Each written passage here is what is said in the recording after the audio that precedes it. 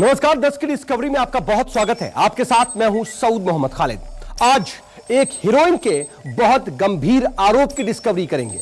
आरोप ऐसा जो देशद्रोह के दायरे में आता है। हीरोइन ने ऐसा क्यों किया? सस्ती पब्लिसिटी पाने के लिए, अपनी फिल्म हिट करवाने के लिए, या फिर वो हीरोइन हिंदुस्तान के खिलाफ बहुत बड़ी साजिश का हिस्सा बन गई? आज की पहली डिस्कवरी में देखिए, हीरोइन विद्रोही, क्या वो देशद्रोही? इसके बाद आज की दूसरी डिस्कवरी में आपको दिखाएंगे पर्दे की सुल्ताना, अब उसे सबने जाना। इसके बाद आज की तीसरी डिस्कवरी में आप देखिए हीरोइन की आत्मकथा की डिस्कवरी। तो चलिए शुरू करते हैं 10 की डिस्कवरी। बायो वेपन किसने चलाया? देशद्रोही आरोप क्यों लगाया? आज सुल्ताना बोलेगी, सारा राज खोलेगी।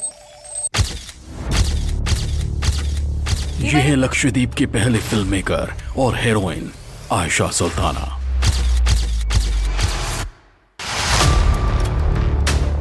मलयालम की कई सुपरहिट फिल्मों की नायिका है आयशा सुल्ताना। लेकिन आज आयशा की बात इसलिए हो रही है क्योंकि लक्षद्वीप पुलिस ने आयशा सुल्ताना के खिलाफ राजद्रोह का मुकदमा दर्ज किया है।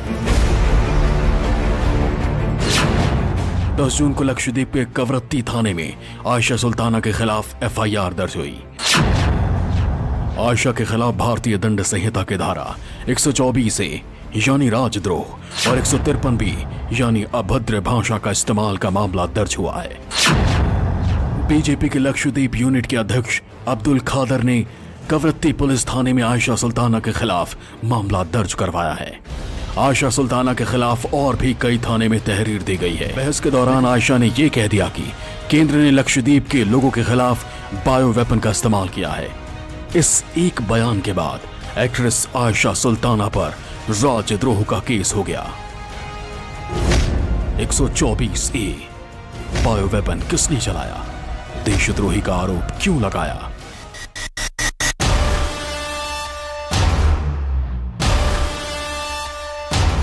एक हीरोइन पर गंभीर आरोप की डिस्कवरी।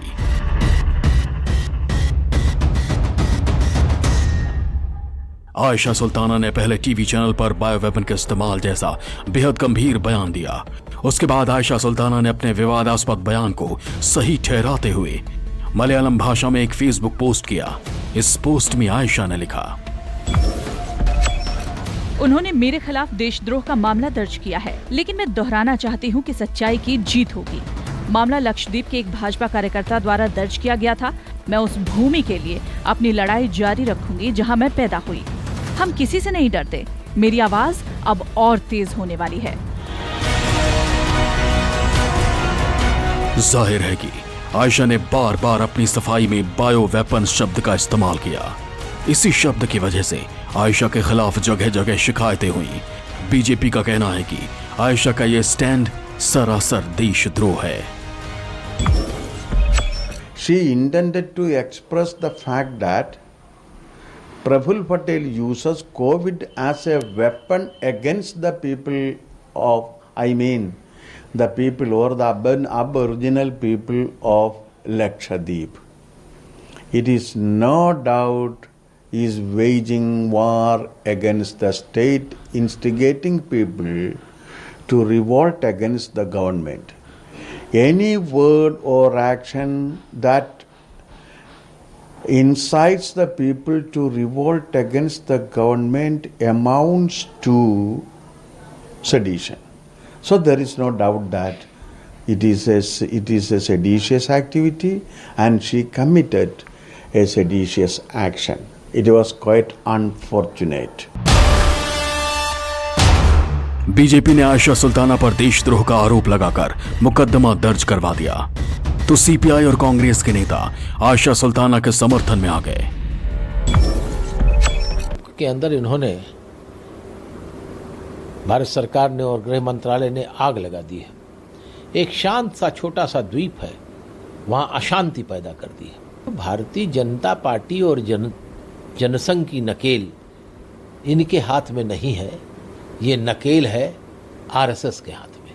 और ये एक फासिस्ट संगठन है और फासिस्ट तरीके से काम करता है। वो तो कह रही है तो उसका सबूत भी है ना कि उनके जाने से पहले तक वहाँ एक भी केस नहीं हुआ था, और इनके जाने के बाद तमाम पाबंदियां उठाई गई और उसके बाद ये कोविड फैलता गया, पूरे लक्षद्वीप में फैल गया, तो कौन उसके लिए जिम्मेदार है? टेलीविजन डिबेट में एक हीरोइन ने केंद्र सरकार पर बायोवेपन के इस्तेमाल का आरोप लगा दिया। इसके बाद राजनीति में भूचाल आ गया। एक हीरोइन के लगाए गए आरोपों पर सोशल मीडिया दो धड़ों में बंट गया। कई लोग हीरोइन आयशा सुल्ताना के समर्थन में उतर आए तो कई ने उनका विरोध जताया, उन्हें देशद्रोही तक बता दिया गया। इन सब के बीच लक्षद्वीप में जो साहित्य संघ है वो भी आयशा सुल्ताना के समर्थन में कूद पड़ा। लक्षद्वीप साहित्य प्रवर्तक संगम ने आयशा के समर्थन में एक प्रेस विज्ञप्ति जारी की। इस चिट्ठी में आयशा के बात दोहराई गई। मलयालम भाषा में जारी इस प्रेस रिलीज में लक्षद्वीप साहित्य प्रवर्तक संगम की प्रवक्ता ने लिखा, आयशा को देशद्रोही के रूप में चित्रित करना गलत है। उन्होंने प्रशासक के अमानवीय रवैये के खिलाफ प्रतिक्रिया दी थी। पटेल के हस्तक्षेप ने ही लक्षद्वीप को कोविड प्रभावित क्षेत्र बना दिया। लक्षद्वीप में सांस्कृतिक समुदाय उनके साथ खड़ा है। हालांकि बीजेपी ने आरोप लगाया कि कुछ लोग भारत के अभिन्न हिस्से और यूनियन टेरिटरी लक्षद्वीप में असंतोष फैलाने की साजिश रच रहे हैं और आयशा उसी साजिश का एक हिस्सा है। They are not ready to accept even the positive steps adopted by the government of India. And instead of accepting them and appreciating them, they alleged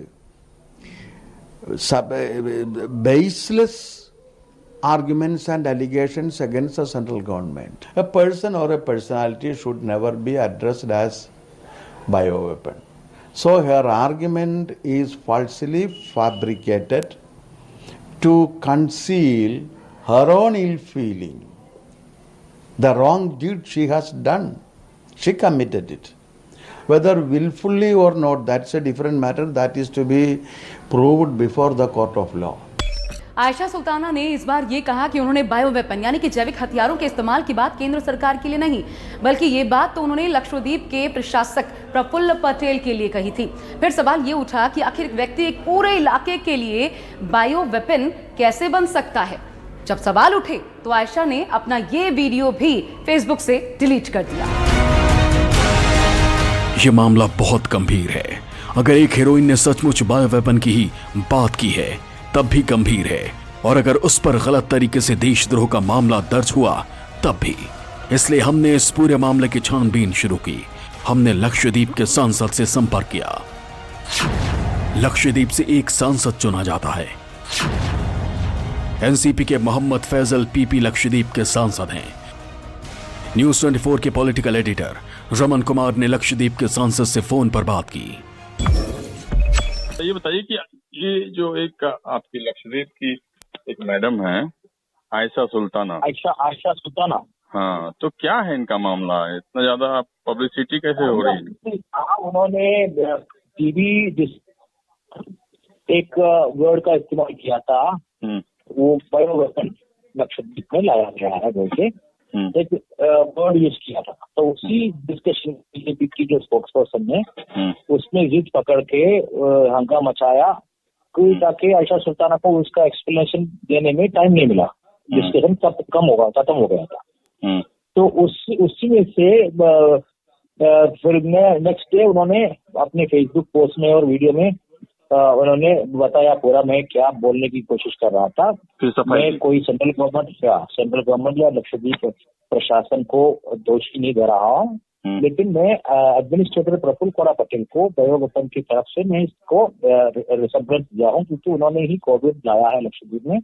1 साल तक कोविड नहीं था, पूरी मैनेजमेंट को तबाह करके, और वहाँ की जो सिचुएशन आज वहाँ पे हो रहा है वो सब इनकी वजह से है। वो उसी तरफ से वो एक बायोवेपन प्रफुल्ल कोड़ा पटेल मैंने यूज करके उन्होंने वो बता दिया। लक्षद्वीप के सांसद मोहम्मद फैजल पीपी पूरी तरह आयशा सुल्ताना के पक्ष में खड़े थे। हमने उनसे आयशा सुल्ताना के बारे में पूछा, उस एक्ट्रेस के बैकग्राउंड के बारे में पूछा जिसकी वजह से इतना विवाद हुआ। सुनिए लक्षद्वीप के सांसद ने क्या कहा। इनका बैकग्राउंड क्या है? ये फिल्म अभिनेत्री हैं आयशा सुल्ताना? नहीं, ये एक्चुअली अभी नया एक फिल्म डायरेक्टर है। एक फिल्म को भी डायरेक्शन किया, वो फिल्म अभी तक रिलीज नहीं हुआ, तो फिल्म फ्रेटर्निटी में है काम कर रहा है वो। अच्छा, तो मतलब कहाँ पे काम करती हैं, लक्षद्वीप में या कहीं और? नहीं, वो रहते कोचीन में मेरे ख्याल में। अच्छा, कोचीन में रहती हैं। लक्षद्वीप का है, लेकिन इनकी फिल्म की अपॉइंटमेंट की वजह से वो ज्यादातर कोचीन में रहते हैं। हमने एक पक्ष तो सुन लिया, लेकिन दूसरा पक्ष जानना भी बेहद जरूरी था।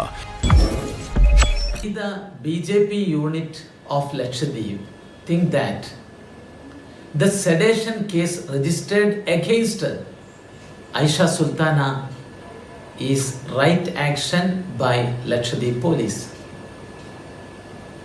You know, all Pakistan media celebrating her anti-national statement. News 24 के पॉलिटिकल एडिटर रमन कुमार ने लक्षद्वीप में बीजेपी के उपाध्यक्ष एपी मुथकोया से बात की। मुथकोया आयशा सुल्ताना की शिकायत करने वाले लोगों में से एक हैं। आपको लगता है कि she is anti national? Anti national. तो उन्होंने क्या बोला कि मतलब कोरोना का इस्तेमाल कर रही है सरकार? बोला है the center has used biological weapon of COVID-19 virus to spread infection.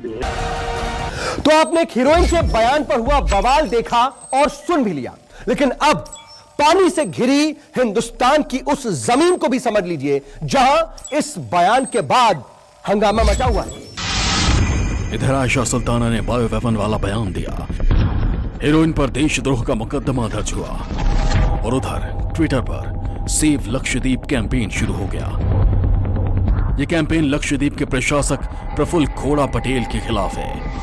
तो सवाल यह है कि लक्षद्वीप में कुछ लोग प्रफुल्ल पटेल से इतना नाराज क्यों हैं? इसका जवाब है 2020 में उनकी नियुक्ति के बाद लिए गए ताबड़तोड़ फैसले। विरोध की पहली बड़ी वजह है लक्षद्वीप डेवलपमेंट अथॉरिटी रेगुलेशन 2021 यानी LDAR। इसे जनवरी 2021 में पेश किया गया था। ये मसौदा लक्षद्वीप के प्रशासक को इंफ्रास्ट्रक्चर डेवलपमेंट से जुड़े काम के लिए स्थानीय लोगों को कहीं और विस्थापित करने की ताकत देता है। दूसरी वजह है PASA कानून यानी prevention of anti social activities act. विरोध का तीसरा कारण है लक्षद्वीप में लागू हुआ पंचायत अधिसूचना का मसौदा, और चौथी बड़ी वजह है लक्षद्वीप पशु संरक्षण विनियम 2021 का ब्लूप्रिंट। कानूनों में होने वाले इन चारों सुधारों के बारे में आयशा सुल्ताना जैसे कुछ लोग ये कह रहे हैं कि प्रफुल्ल पटेल इन कानूनों के जरिए लक्षद्वीप के लोगों के बुनियादी हक छीनना चाहते हैं। अब जरा लक्षद्वीप को जान लीजिए। लक्षद्वीप 30 द्वीपों को मिलकर बना है। 2011 की जनगणना के आंकड़ों के मुताबिक लक्षद्वीप की आबादी सिर्फ 64,000 है। धर्म के आधार पर यहां 96.58% मुसलमान हैं।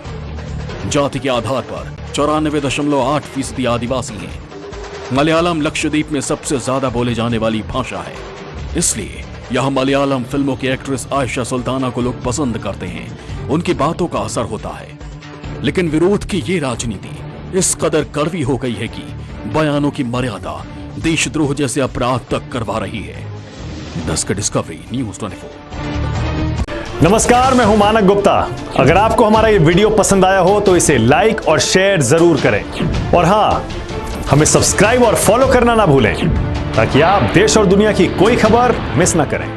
चाहे कोई ब्रेकिंग न्यूज हो या कोरोना वायरस से जुड़ी कोई भी अपडेट, पॉलिटिक्स हो या आपकी जेब से जुड़ी कोई खबर, इलेक्शन की कोई न्यूज हो, कोई कंट्रोवर्सी हो या फिर कोई वायरल वीडियो, सब कुछ मिलेगा न्यूज 24 पर। तो जुड़े रहिए हमारे साथ और देखते रहिए न्यूज 24।